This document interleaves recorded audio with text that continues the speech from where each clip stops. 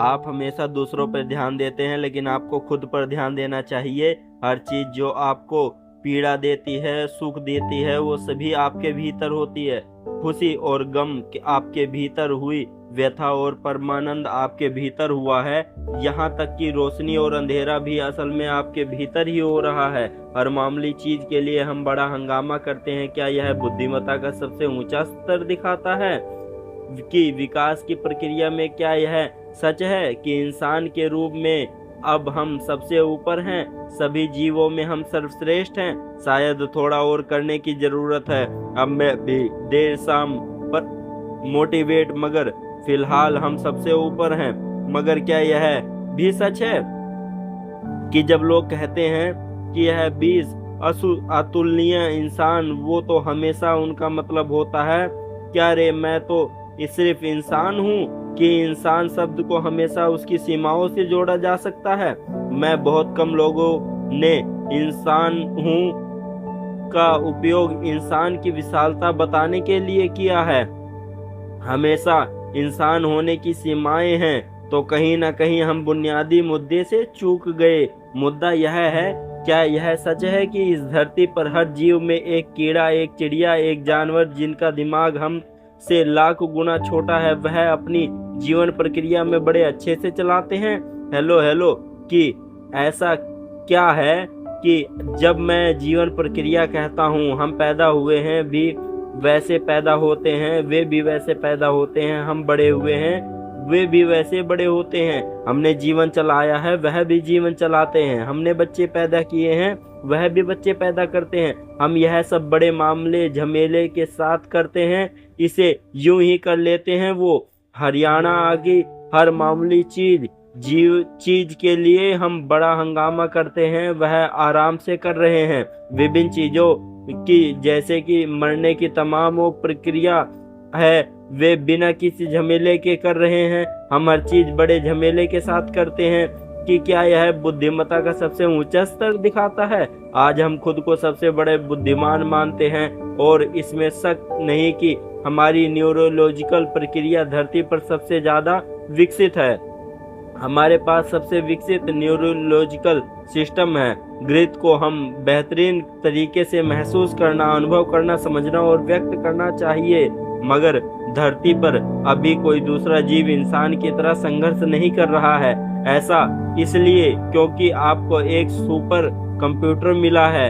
आप मुझसे सहमत हैं कि यह धरती का सबसे परिष्कृत यंत्र है?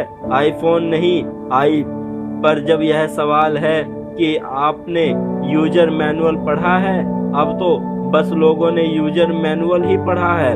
धरती की सबसे जटिल मशीन का है, कैसे भी गलतियां करते हुए उपयोग करने की कोशिश कर रहे हैं। हर चीज एक समस्या है। मुझे एक चीज बताइए जिसने इंसानी दुखी नहीं है, कि अगर वह गरीब है तो गरीबी से दुखी है, अगर वह अमीर बना है तो वह टैक्स से दुखी है, अगर पढ़े लिखे नहीं है तो दुखी है, उन्हें स्कूल में डाल दीजिए तो भारी दुख है, कि शादी नहीं हुई है तो शादी करा दीजिए। अब मैंने कुछ नहीं कहा था, आज मैंने कुछ भी नहीं कहा कि बच्चे नहीं हैं, उससे कुछ लोग दुखी हैं। बच्चे हैं तो हर रोज दुखी हैं, तो आप अपने जीवन के हर पहलू से दुखी लगते हैं। तो अगर हर हम मौत दे दें कि आप खुशी खुशी मर जाएंगे? नहीं, अब दुखी हो जाएंगे। कि तुम मुझे एक चीज बताइए जिससे हम दुखी नहीं हैं। अब लोग फिलोसफी बनाते हैं, जीवन दुख है। नहीं नहीं, जीवन दुख नहीं है, जीवन आनंद है। यह तो बस मौजूद है, यह शानदार प्रक्रिया है। अगर आप इसकी सवारी करते हैं तो यह शानदार है, अगर आप इसे कुचले जाते हैं तो यह भयंकर लगता है। तो क्या आप जीवन की लहर पर सवार हैं, या इससे कुछ ले जा रहे हैं? यही सवाल है। तो इसके होने के लिए इंसान को क्या दुख है? माफ कीजिएगा, आपका नाम क्या है? इस बीच में कायोपा, और आप तो बहुत बड़े हैं। गाय, आप बहुत बड़े आदमी हैं। उसका आखिरी बार कब किसने और आपको कब खंजर छुपा के मारा था? तो मैं आपसे पूछ रहा हूँ कि आप लोगों के जीवन में कितना दुख है। असल में बाहर से आ रहा है कि जरा सा बाकी में वे खुद दुख पैदा कर रहे हैं। अगर बैठते हैं तो दुख, खड़े होते हैं तो दुख, अगर कुछ होता है तो दुख, नहीं होता है तो दुख। दुख वोट देर से उनका दुखी मन उनकी अपनी मनोवैज्ञानिक प्रक्रिया से है। आपके अपने विचार और भावनाएं यानी आपके सोचने और महसूस करने का तरीका इतना बड़ा दुख बन गया है। आप कैसे सोचते हैं, महसूस करते हैं, यह आपको तय करना होगा। आप तय करोगे हेलो हेलो कि आपके भीतर क्या होता है, या उसे आपकी मर्जी से माने या बगैर मर्जी के माने। आपके अंदर एक अलग प्रक्रिया चल रही होती है। आप मुझे देख सकते हैं इसका। आइए आप बताइए मैं कहाँ हूँ, हाथ से इशारा कीजिए, मैं कहाँ हूँ। अरे आपने गलत बताया, आपको पता है कि मैं मिस्टेक हूँ। मैं अब रोशनी, यह रोशनी मुझ पर पड़ रही है, मैं उल्टा मुड़कर आपके लेंस से गुजरती है, रेटिना में उल्टी छवि बनती है। अब यह सब जानते हैं, अभी आप मुझे कहाँ देख रहे हैं को अपने भीतर, अभी आप मुझे कहाँ सुन रहे हैं अपने भीतर, आपने सारी दुनिया कहाँ देखी है अपने भीतर, हर चीज को आपको हुई पीड़ा और शुक्र और आपके भीतर हुआ है, खुशी और गम आपके भीतर हुए हैं, परमानंद आपके भीतर हुआ है। यहाँ तक कि रोशनी और अंधेरा भी असल में आपके भीतर ही हो रहा है। इस दुनिया में जो होता है वह भले ही आपकी मर्जी से न हो रहा हो, पर कम से कम आपके भीतर जो होता है उसे तो आपके हिसाब से होना चाहिए। ना तो आपके अंदर जो होता है वह आपकी मर्जी से नहीं हो रहा है। तो बुनियादी रूप से हमने जीवन की प्रकृति को नहीं समझे हैं कि उसे बिना समझे, अपने अस्तित्व की बुनियादी चीजों को समझे बिना हम जीवन को जीने की कोशिश कर रहे हैं। क्या यह सच है? मैं आपसे फिर पूछ रहा हूँ, क्या यह सच है कि पीड़ा और सुख दोनों आपके भीतर पैदा होते हैं? उसे बाहर से उकसाया जा सकता है, मगर इंसानी अनुभव आपके भीतर से ही आता है। जो आपके भीतर से आ रहा है उसे आपके मुताबिक होना चाहिए, वरना आप खुद के काबू से बाहर होंगे। मैं तो, मेरा पूरा काम और जो चीज सिखाई जाती है उसकी बुनियादी प्रकृति को इंजीनियरिंग कहते हैं। मतलब हमने दुनिया को कई तरह के इंजीनियर दिए हैं जिसने हमें जबरदस्त आराम और सुविधाएं दी हैं। तो क्या आप मेरी बात से सहमत है कि हम असाधारण सुविधाओं का आनंद लेने वाली सबसे आरामदायक पीड़ित हैं जिसकी कोई और पीढ़ी की कल्पना भी नहीं कर सकती? हाँ या ना? जो राजाओं के पास भी नहीं था 100 साल पहले, आज हम आम लोगों का आनंद ले रहे हैं। यह सब मानवता पर बर्बाद हो रहा है क्योंकि लोगों का जीवन का अनुभव बेहतर नहीं हुआ है, क्योंकि आपकी खुशहाली कभी बाहर से नहीं आएगी।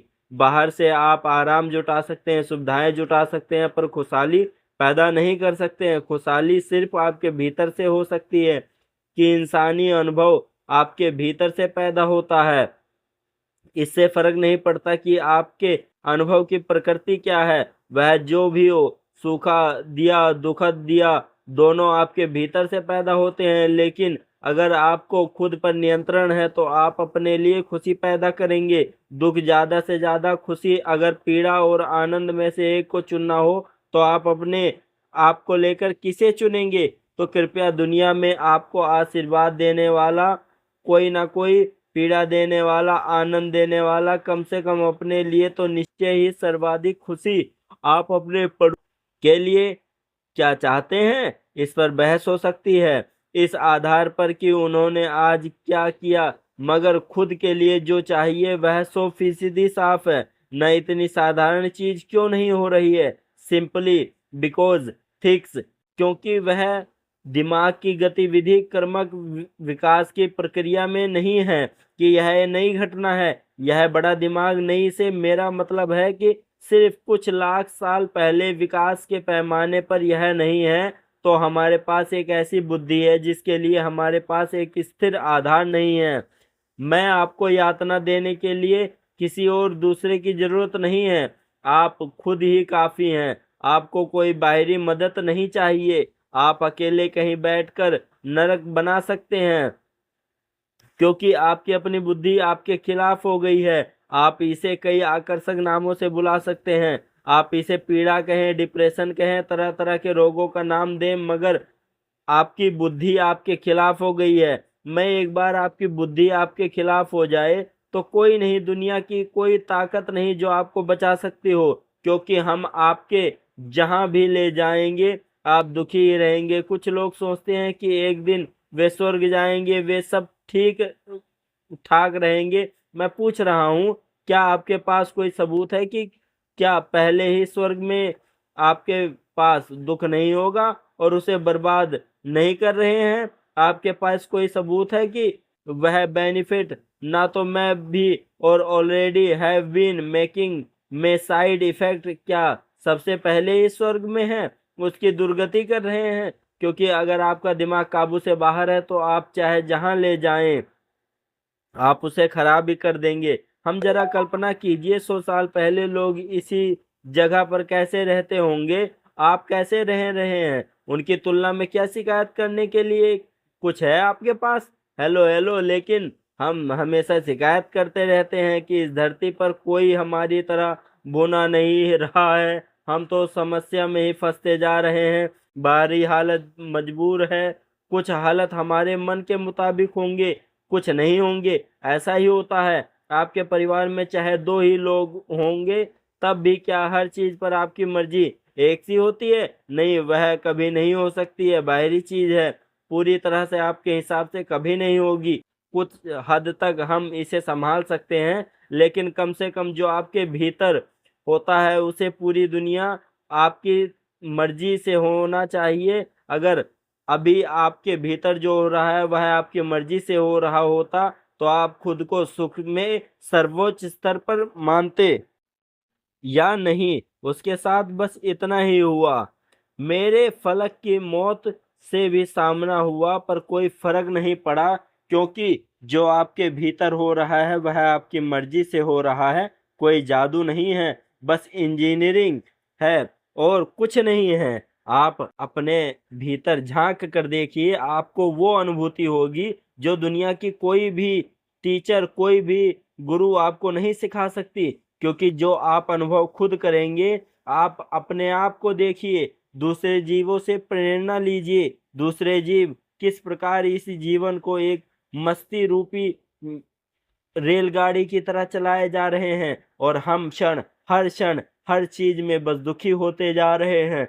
यह यह जो प्रक्रिया है यह आपको बदलाव लाने में एक महत्वपूर्ण सहायता प्रदान करेगी। आप इस तरह से सोचें कि आपका जीवन किस प्रकार आपकी तरह से मदद करने पे तुला हुआ है, लेकिन आप इस पर ध्यान ही नहीं दे रहे हैं। तो आप कितनी बड़ी गलती कर रहे हैं। आप इस प्रकृति से सीखिए कि प्रकृति अपने अन्य जीवों को, जिनके पास बुद्धि नहीं है हमारी जितनी बौद्धिक क्षमता नहीं है, फिर भी वो किस प्रकार से अपने जीवन को एक सरलता से जीते जा रहे हैं। ना किसी चीज का दुख, ना किसी चीज का सुख, वो हमेशा मस्ती में ही झूमते रहते हैं। उसी प्रकार आपको भी अपने जीवन में बदलाव लाने चाहिए। दोस्तों, आपको हमारी यह वीडियो कैसी लगी? आपके मन में अगर कोई बदलावपूर्ण विचार उठे हों तो आप वीडियो को लाइक कर सकते हैं। अगर आप हमारी अगली वीडियो देखना चाहते हैं तो चैनल को सब्सक्राइब कर लीजिए। बेल आइकन को प्रेस करना ना भूलें।